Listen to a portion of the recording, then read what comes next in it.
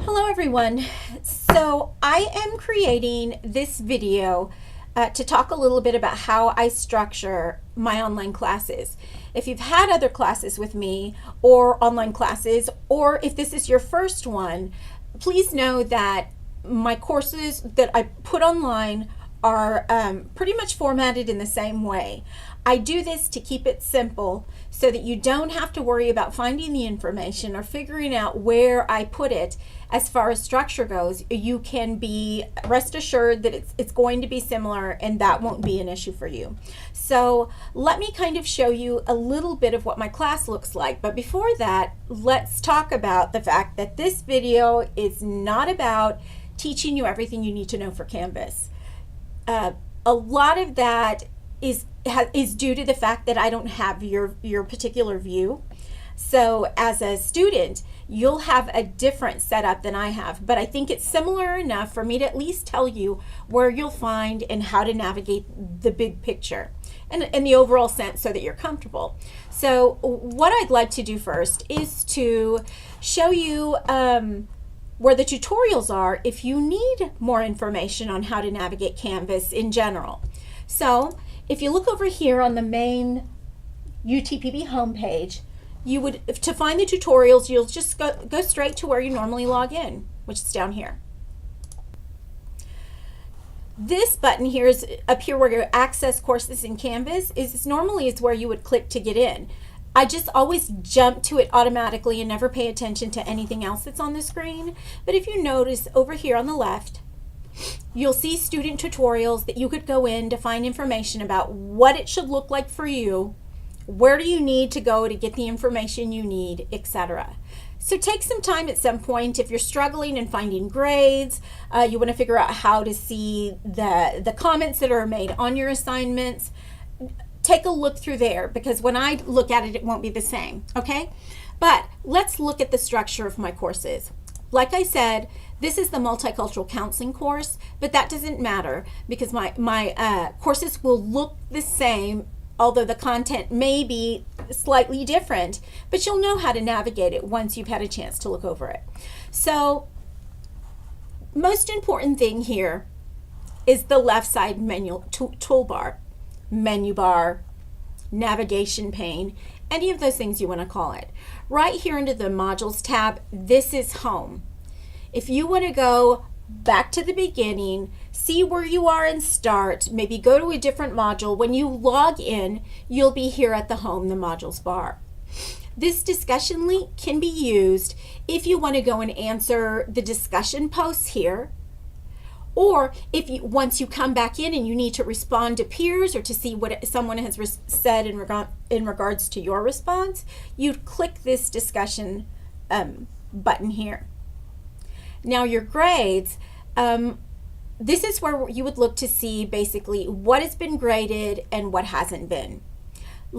I cannot show you the whole screen in regards to grades because I can't show you people's names and ID numbers, but what I can show you is to encourage you to pay attention to the right part of the screen. If you open the grades, scroll all the way to the right, and what you're going to see is the average for the particular assignment groups, and then you'll have a total. Right now, you really don't have anything because I haven't graded everything yet, but what you'll be able to see is a running total of your average in a particular area, as well as the grade that you have for the course. I believe that there is actually a what if tool that students can use to plug in grades to see what they need to make to pass or to make a B or to keep their A, etc. I suggest you look into the tutorials to make sure you know how to do that. I know that students have used it, and I think it's a fabulous tool for those of y'all who may be on the border of a particular assignment, etc. So let's go back. The conferencing button here is so that you can see where you can log in to do our online conferencing. So if I click here, you'll see all of the conferences that are available to us. Now, I would have sent you an invitation through your UTPB email inviting you to these conference sessions. For any particular class, I will provide you the day of the week and the time that we will actually have these conversations. For now, you could actually see what date, and here's the conference. Now, over here to the right, when you're ready to join the conference, go ahead and click join. If you want to get in right at the beginning of the actual conference, I suggest getting set up maybe 5 or 10 minutes before the conference actually starts. And I say this because you'll need to set up your video for the first time you join a conference. In Canvas, it'll ask you for your video, for your camera as well as your audio.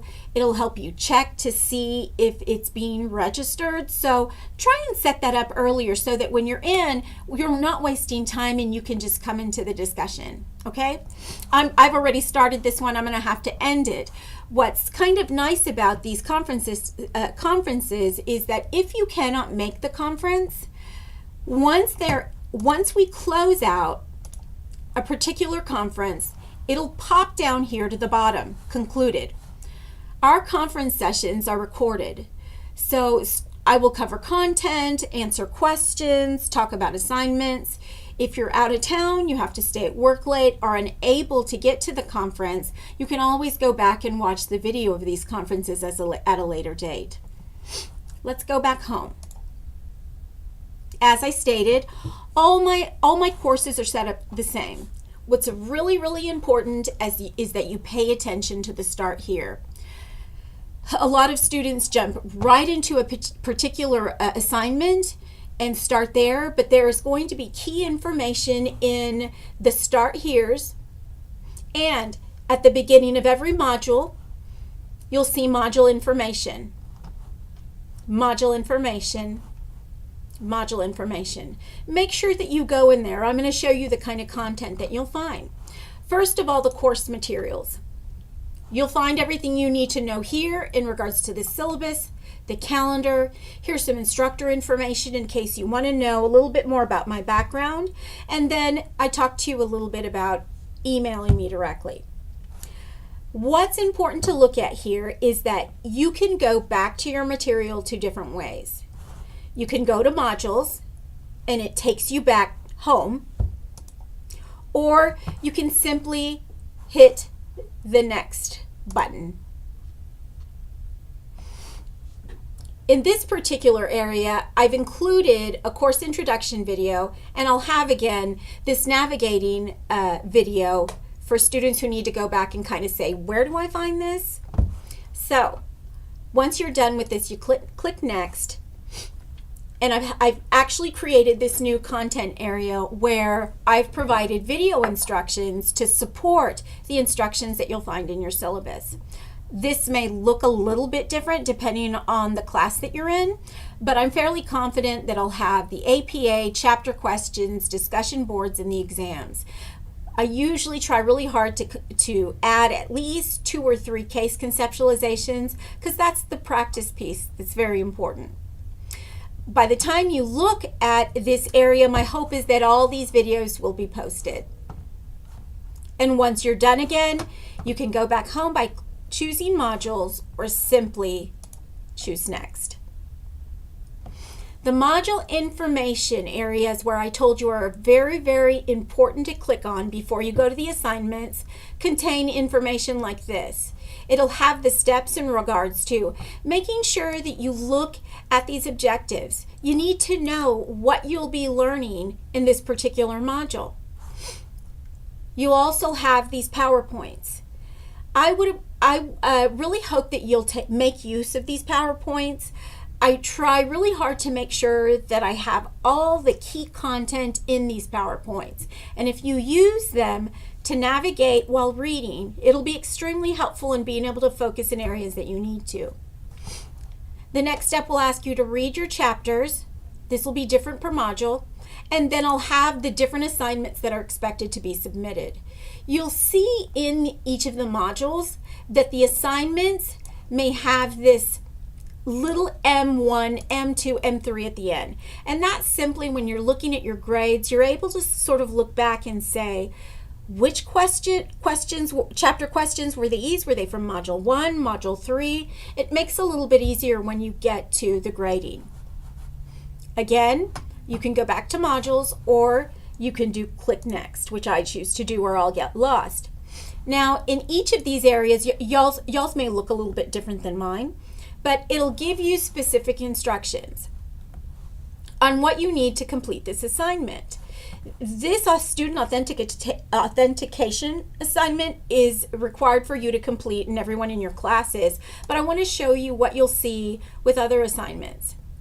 So when you go to, say, for instance, a discussion, chapter questions, I'll provide simple instructions. Sometimes I'll ask you to go back to the syllabus because the syllabus may contain more detailed information.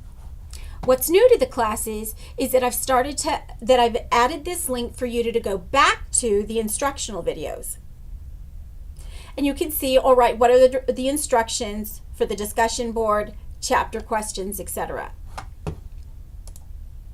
Now, going back to this discussion area, remember, we can go back home or we can use the next model. The tough thing for me is that I will see everybody's discussion post here. But you can use this side menu bar here and scroll all the way down. And to get to the next assignment, you can click next. The same thing here. Y'all won't see this pull down probably. It's already set up, but don't worry. You'll see the information. You'll have the name of the assignment and the instructions. You'll see that I'll send you back to the syllabus to get more details. I'll provide the actual questions for you to answer, and then of course a link back to the video instructions in case you want to see what it is that you're supposed to do for chapter questions. And I'll always put a rubric, and then below I'll have a rubric here showing what is expected in regards to the rating of excellent, meets expectations, or below expectations. This rubric here is something that I use for grading. It can get a little confusing the way that it's aligned here. I don't know why it does that. So if you want to look at the rubric in a Word document, or if I have it in a PDF, then all you need to do is to click this button and you'll have your rubric to be able to look at more closely. You'll also submit your assignments here. Now, I know that you can enter and submit your assignments here on the left. Mine is obviously, again, going to look a little bit different. Now, if you look here, I have everything pretty much set up the same. I'll have the module name, module information, and then the assignments. The same here, module name, the information, and the assignments. Now, one of these assignments are going to be different, and that's exams. Now, I will see the exam because we're looking at my view. You will not see this until I publish it. Once I create the exams, I won't post them until the opening week of that particular module that the exam is in. So this won't open until after February 14th. But what's real important to know, and I'm going to provide you more instructions, with the exams, I will open them those weeks, but no, if you click on this exam button and start your exam, you will only be given a specific time to complete it. So if you're just trying to be nosy about how it works, be careful, because it'll launch the exam and it'll lock you out even if you don't finish it. And your intention wasn't to take it then. If you go back or you don't finish within the time period, it'll break you off and you'll be given the grade based on the assignments that you've put in. So don't freak out. I'm going to provide some more information regarding the instructions through a video. You'll continue to go, and again, it's very similar, and you'll see the exams. Let's go back up. So there's a video introduction that I'll talk to you about that's going to be linked here. These instructions, again, are for each of the assignments. One of the additions that I have is how to do APA formatting. If for some reason there is content that maybe I've reviewed with you before, but that you want me to talk about, send me an email or talk to me in the conferencing sessions and see if it's something that I can add. It could be something that could be useful in all the online classes. So I hope that helps a little in figuring out how to navigate my classes. They're fairly simple. Of course, if you ever have questions or you get a little stuck, always contact me and I'll do anything that I can to help out. Okay? So, see you later.